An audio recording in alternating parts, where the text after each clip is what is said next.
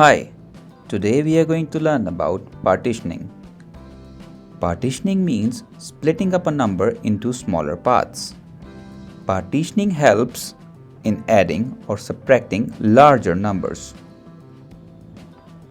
For example, 586 is equal to 500 added to 80 added to 6. Different representations can be used for partitioning.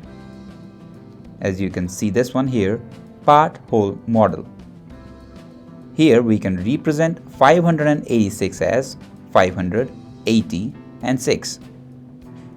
Next one is place value chart. Here 586 can be represented just like this. The next one is base blocks, where 586 can be represented like this. Next one is number statement, where 586 can be represented as 500 added to 80 added to 6. Now let's try some questions. Question 1. What is the missing number? As you can see here, the three parts are given in the part-whole model. The missing number is the whole number, so we can add all the parts to get the whole number.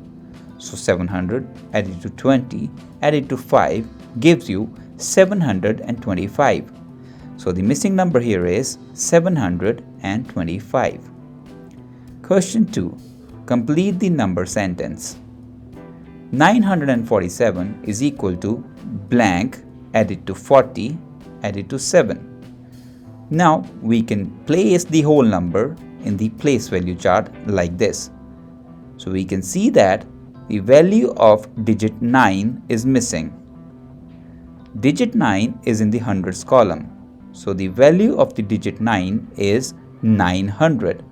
So the answer here would be 947 is equal to 900 added to 40 added to 7.